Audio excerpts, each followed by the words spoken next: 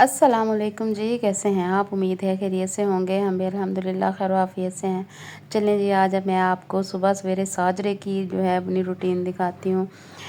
इस टाइम जो टाइम हो चुका है वो है ऑलमोस्ट 5:30 का टाइम है और मैं बना रही हूँ नाश्ता प्लस बच्चों का लंच। और मैंने 3-4 पेड़े करके रखे हुए हैं, जिसमें 2 छोटे-छोटे 4 छोटे-छोटे पेड़े हैं और एक बड़े वाला है।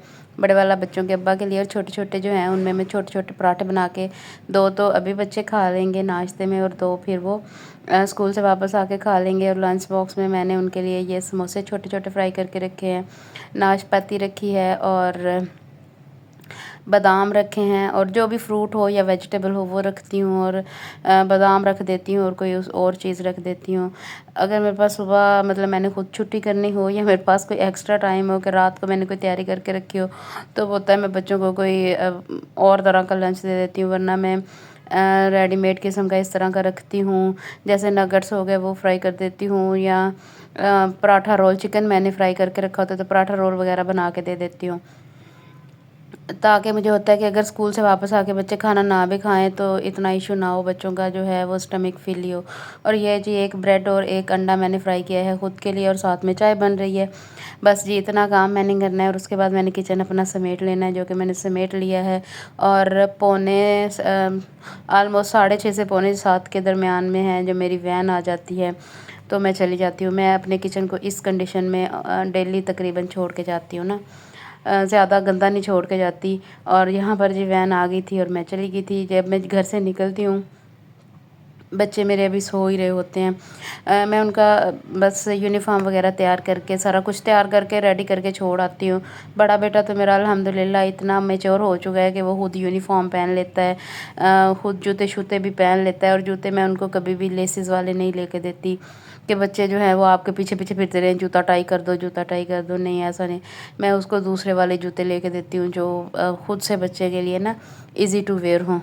और जी, उसके बाद शाम के टाइम में सीधा फिर दोबारा से किचन में लैंडिंग में बनाने लगी हूँ आलू बैंगन। और यहाँ पर जी मैंने प्याज और सारा कुछ, वैसे आम मैं अगर टाइम मेरे पास कम हो ना तो मैं सब्जियाँ और टमाटर प्याज सारा कुछ इकट्ठा ही डाल लेती हूँ, तब भी मुझे नहीं लगता कि उसके ना जायके में कोई इशू आता है। ऐसा ही जायका बनता है जैसा पहले मसाला भून के बनता है और बाद में भूनने से बनता है।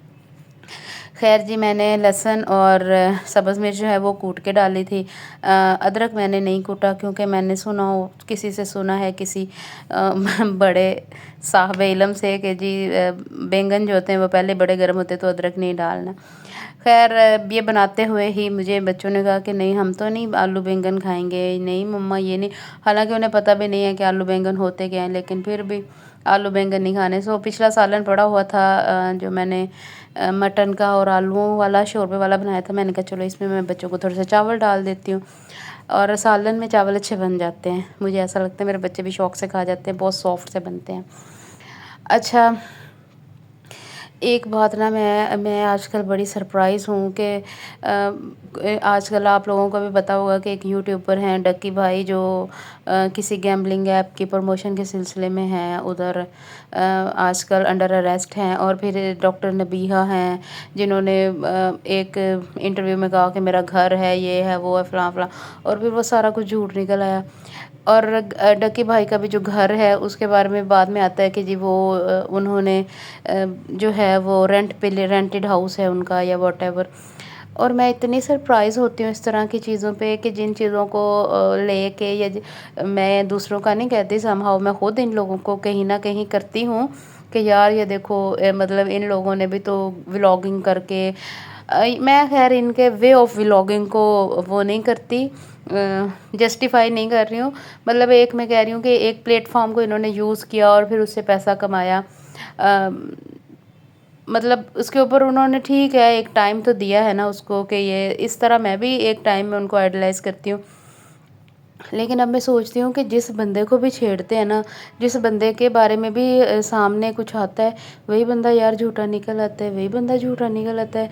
मतलब झूठ बोलना इतना इजी हो गया है सोसाइटी में कि आप, और वो भी पब्लिकली, आप किसी भी चैनल पे बैठ के या किसी भी मीडिया की जो साइट है उस पे बैठ के या किसी ऐसी जगह पर बैठ के आप इतना स्ट्रॉन्ग झूठ बोल देते हो کیوں مطلب اگر ڈاکٹر نبیہہ کہہ بھی دیتی ہیں کہ وہ میرا رینٹڈ ہاؤس ہے، لیکن سامان تو انہیں کا تھا اور نقصان بھی اوبویسلی ہو رہا تھا، تو پھر بھی ان کی بات جسٹیفائڈ ہی ہوتی کہ جو پارک ویو سوسائٹی ہے وہ کسی غلط جگہ پہ بنائی ہے یا وہ راوی کی پراپرٹی تھی یا واٹ ایور۔ لیکن انہوں نے اتنا بڑا جھوٹ بولا، میرا گھر ہے، میں نے 5 سال پہلے لیا تھا، پلاٹ لیا تھا اتنے کا، اتنے کی انویسٹمنٹ ہے، واٹ ایور۔ خیر میرا تو یہ سوشل میڈیا سے نا دل ہی اٹھ گیا ہے، یقین کریں۔ اور یہاں پر جی سب سے اوکھا کام بچوں کو پڑھانا۔ چلیں جی، میں نے اوکھے کام